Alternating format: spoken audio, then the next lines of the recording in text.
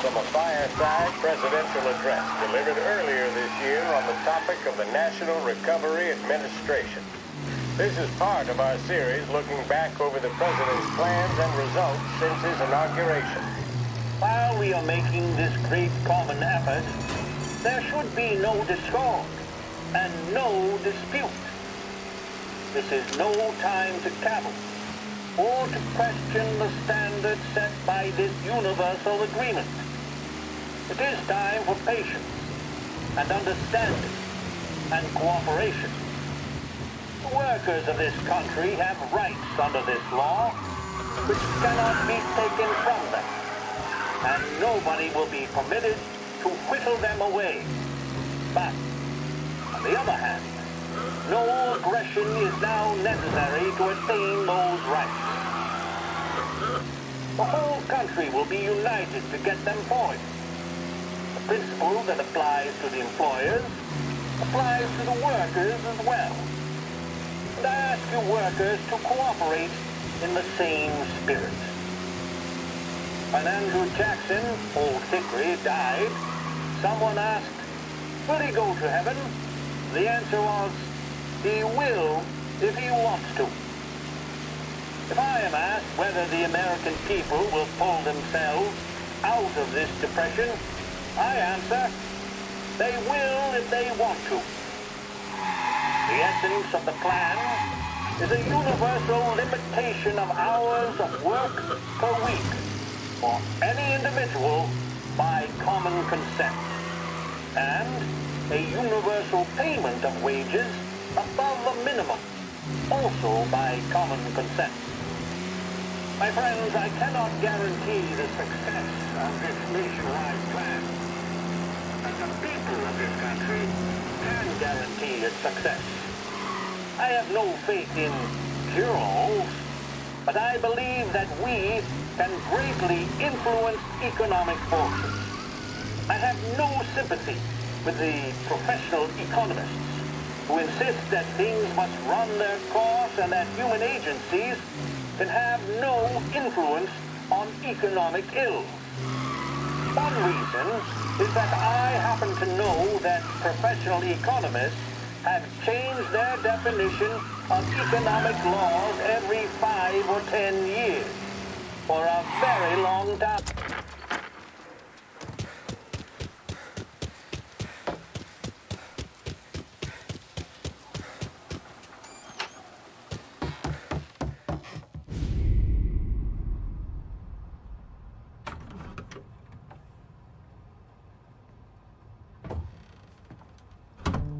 You're late. Dinner's cold.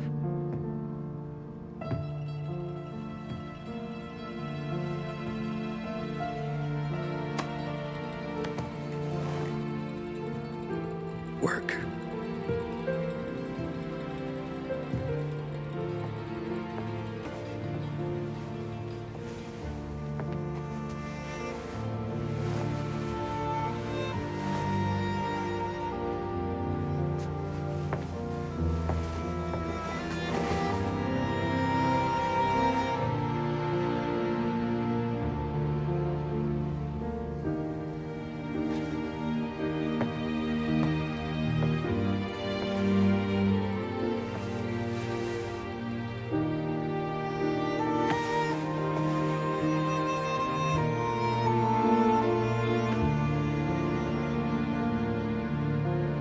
Marry me.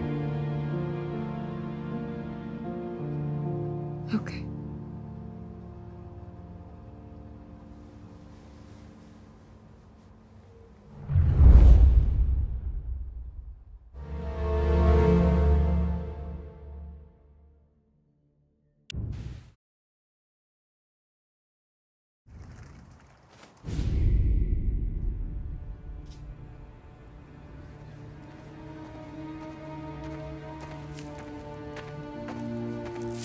Hey, boss. I came as soon as I got your message. Sit down, Tom.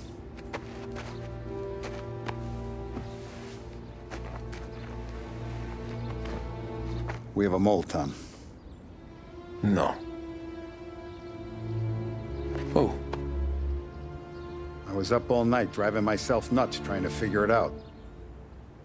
I started thinking maybe it's one of our guys. We aren't paying his fair share. Someone with a light wallet. Maybe looking to Morello for a new suit. Frank wasn't around, so I went to the safe to get the account books. To see who's getting cents on the dollar he's earned. What do you know? The books are gone, Tom. Frank. More than 50 years I've known him. Everything I have, I got with Frank.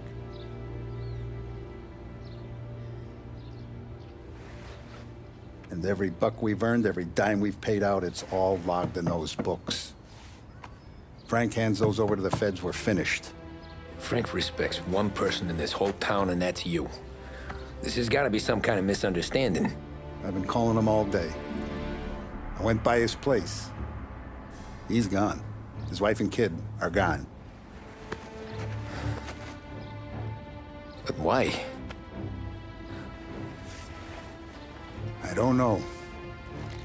I'm sure he has his reasons. Maybe he's still smarting over the dog. The one you tried to drown? Yeah. Same one I shot after he wouldn't let me sink her.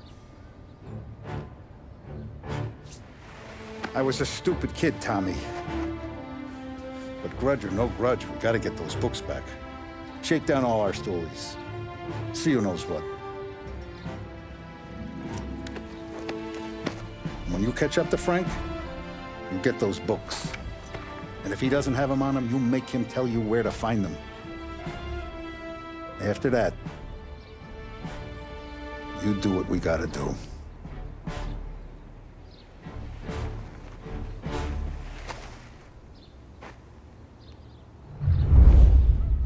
Vincenzo's waiting for you with a clean car.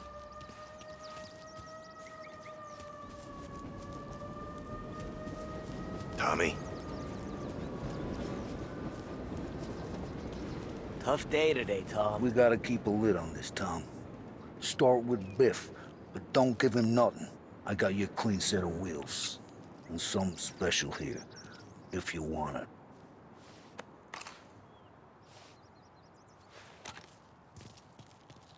When Frank sees a La Parra, he'll know. The old ways work.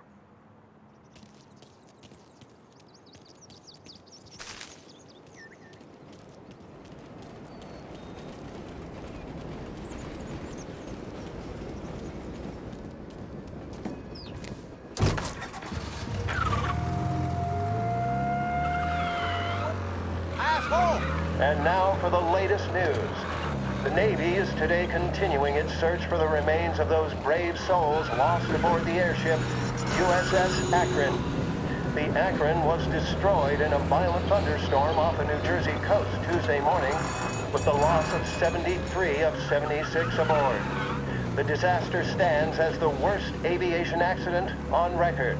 Yesterday, one of the survivors, Lieutenant Commander Herbert V. Wiley, spoke to members of the press and gave a brief account of the tragedy. He also spoke of the survivors' rescue by the German tanker, Phoebus.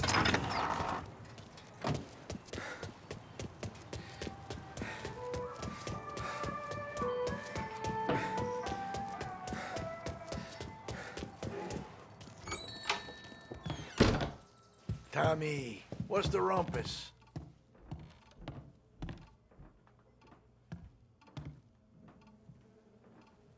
Heard any big news lately? Something that Don might want to know. It depends. What's it worth to you? $20. How about 40? All right, spill. The FBI's in town. They're getting something from Morello, but I don't know what. How'd you hear? Little Tony got some guy drunk in the Black Cat and drove him home. Heard a bunch of stuff, so he's the guy you want to see. Okay. Thanks. Always a pleasure, Tommy.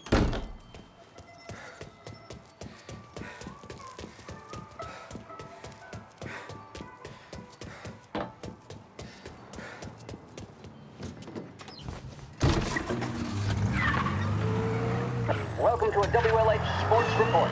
There's a sense of anticipation as we await the start of the big game. Our very own Lost Heaven Lancers are out on the road, deep in enemy territory as they take on bitter rivals, the Empire Bay Cannons. This year's Gold Series is shaping up to be one of the best on record, with both teams matching one another blow for blow. Despite the Cannons' home field advantage and an early lead in the series, the Lancers have bounced back and have really taken their rivals to task. Many of the plaudits and column inches have been dedicated to one man. Lancers pitcher Bunny Smith is one of this year's standout performers. And with this series tied at 3-3, he may well be the key man that brings the Wistman Trophy back to Lost Heaven. But doing so will be no easy task, as standing in his way is opposition captain Farmhorn Jack Seidel. His solo home run in the bottom of the fifth inning of Game 5 tournaments in favor of the Empire Bay team. Victory was canceled out by the Lancers in Game 6, and we now have a powder keg finale that is sure to have everyone glued to their radios. Can Bunny Smith bring it home for Lost Heaven, or will the Cannon's towering redhead have the final say? WLH 570 Lost Heaven Radio will carry live coverage of the final game of the Gold Series, and we hope you'll join us in wishing our boys well.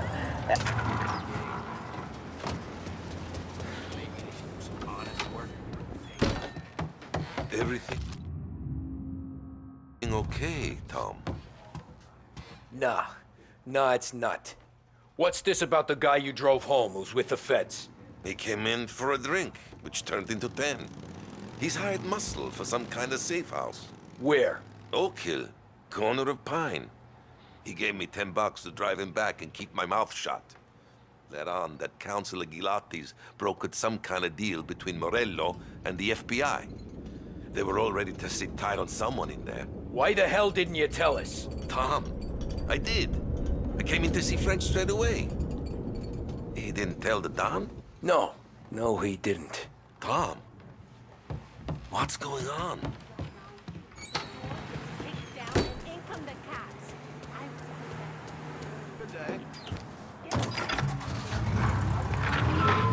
We return now to the coverage of Game 7 of the Gold Series. And by the looks of it, ladies and gentlemen, we'll be underway any minute now. The crowd here in the Armory are restless. You can almost taste the tension as we approach this, the deciding game between these two famous rivals. More than a little bad blood between them, and more than a couple of nasty flare-ups in recent years. Of course, this occasion, more than any other, could prove feisty, what with the drama that closed out the previous game. That, of course, saw the Lancers win to tie the series, and it's not often Empire Bay and Lost Heaven can boast the game's best current hitter and pitcher, respectively. I refer, of course, to Foghorn Seidel, a man mountain with a shock of red hair, and Lancers star Bunny Smith. Speaking of Smith, he is, I suppose you'd say, between his teammates, issuing last-minute orders. They seem responsive to whatever he's saying. He commands respect from his team, that is for sure. By goodness, there must be some nerves among some of the younger Lancers, Elms, Graves, and Nicholson. Smith seemed to have pepped them up. That's good to see. That's what a good captain does. The Cannons lineup is meandering over to the home team dugout. The Lancers are slowly taking up their position, so we can't be too far away from the opening pitch here at the Armory, the home of the Empire Bay Cannons. Stay with us for more. This is 570 AM, Lost Heaven Radio.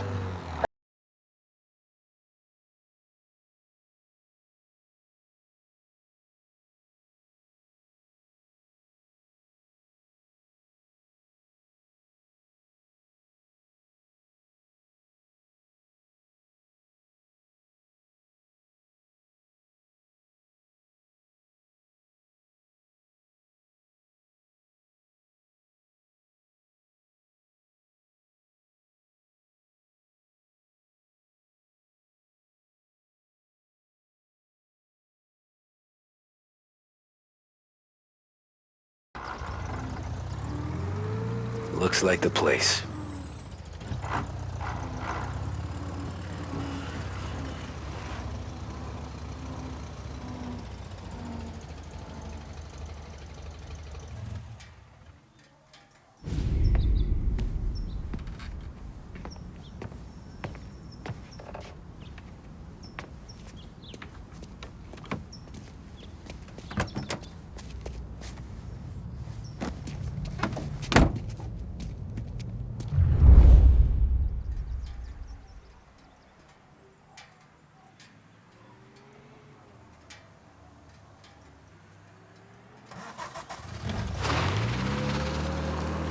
Take me to those account books, Frank.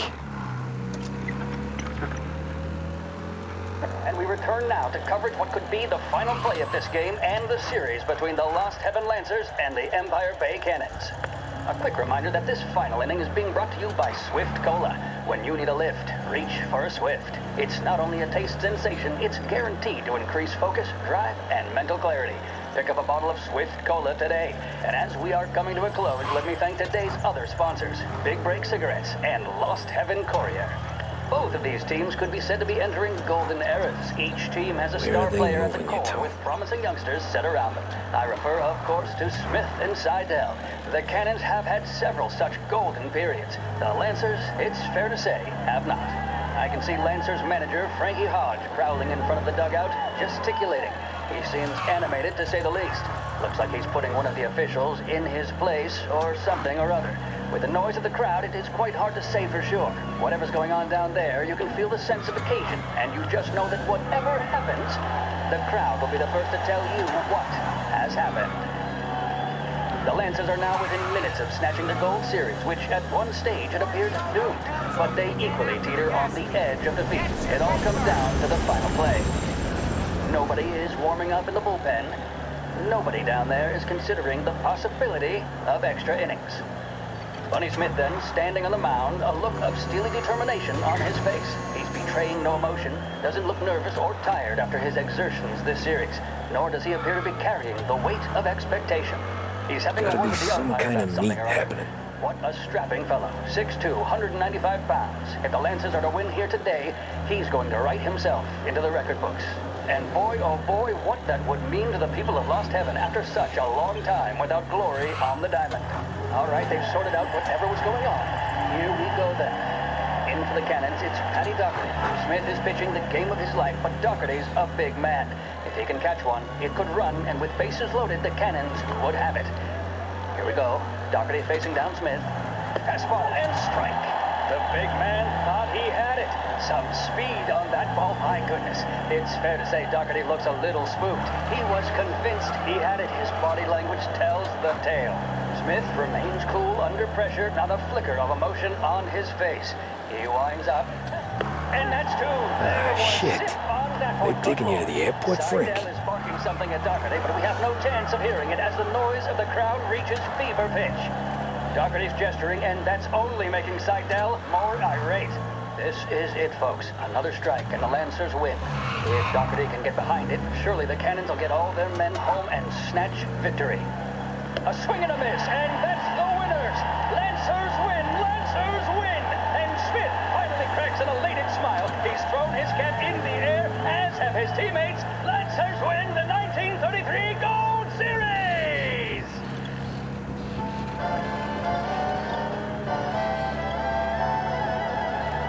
In need of refreshment, a boost, or a pick-me-up? Then there should be only one name on your lips. Swift Cola, the energy kick that's a taste sensation. When you're in need of a lift, choose Swift. The mission of Lost Heaven Radio, our city's public service broadcaster, is to serve you. Start your day with WLH 570.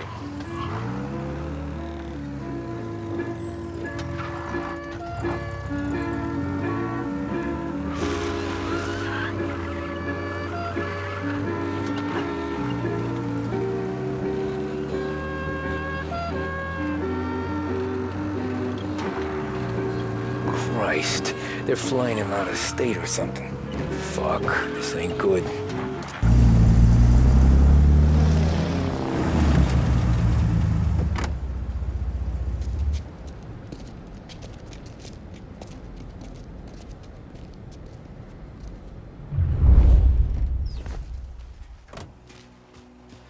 Who are these people?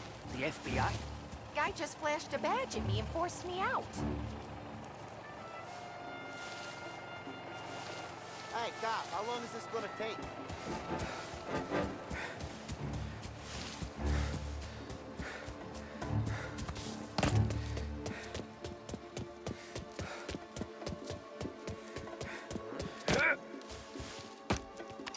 We got a problem here.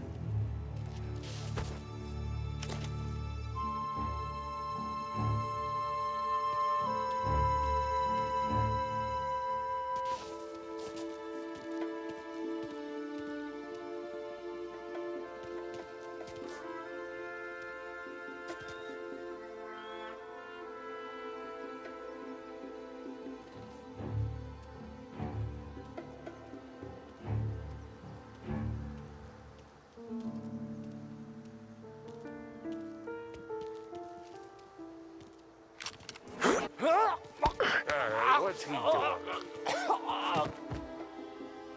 You can't hide from me.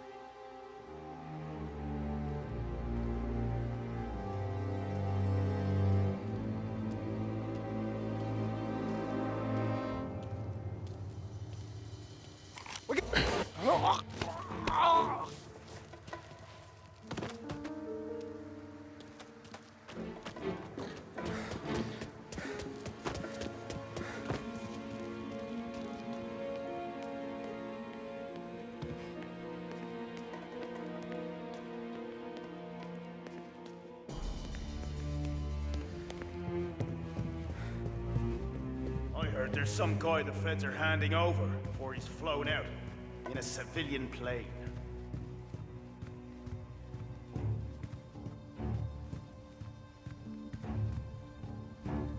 We've kept the lid on this so far.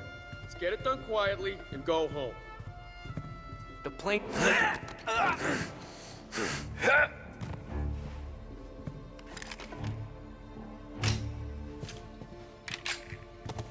Morello? Didn't show his face. For a rat like you? Nah. Get in the car.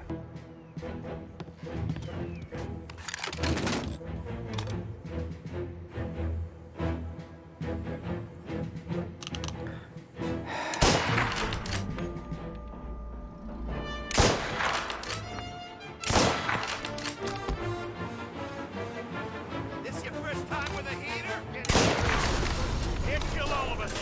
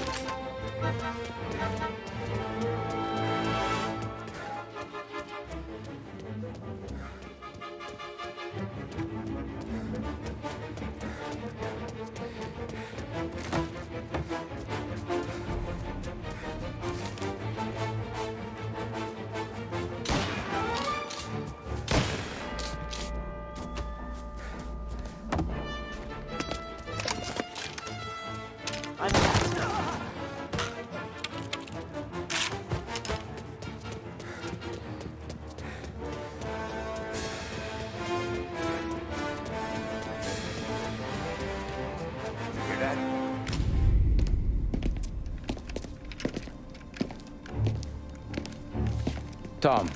Frank. The Don sent me. I figured as much. I'm sorry it had to be you, Tommy. Anything you want me to tell him? I wish it could have shaken out better, but Morello finally came after me. It's okay. You can come out.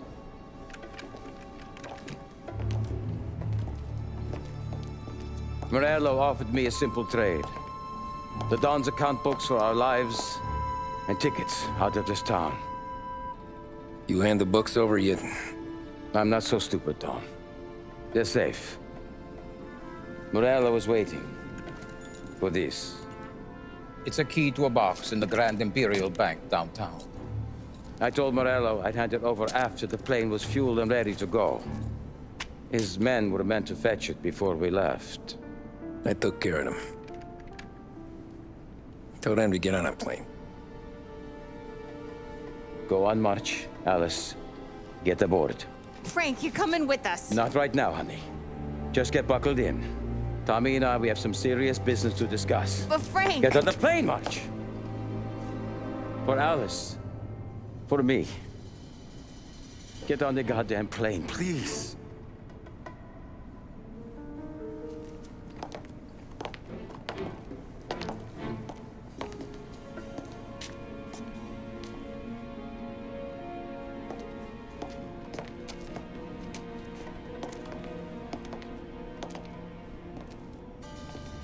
You been paid yet? Yeah.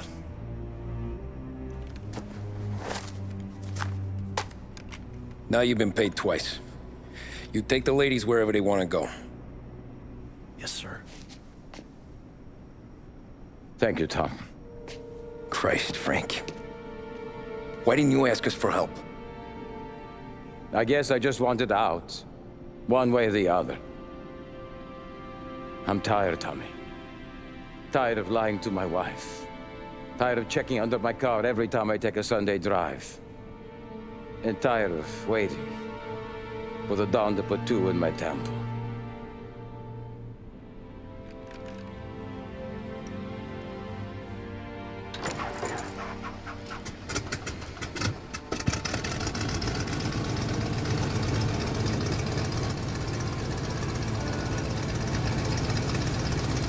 God damn you, Frank.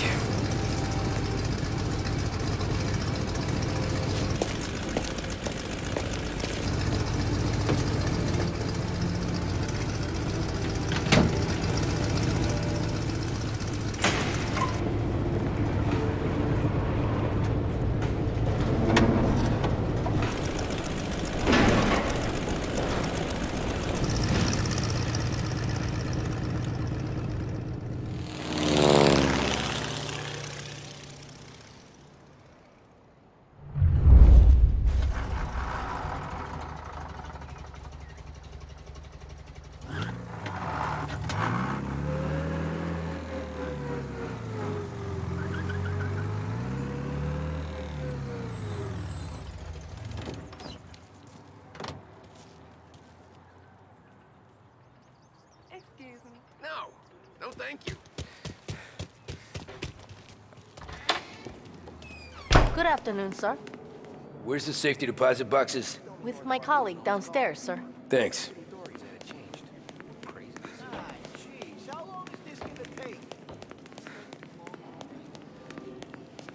Beautiful day, huh?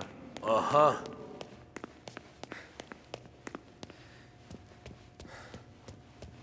Keeping out of trouble, I hope. I need to access the deposit boxes for Frank Coletti. Ah, yes, Mr. Angelo?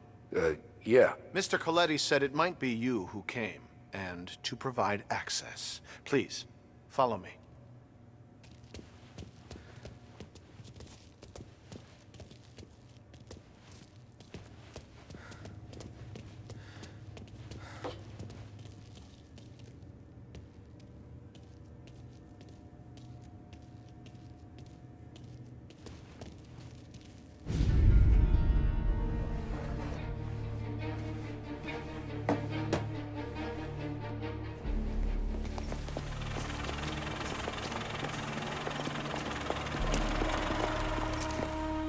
got the books and covered my tracks. Salieri never asked any questions. In fact, apart from the funeral, I never heard him talk about Frank again.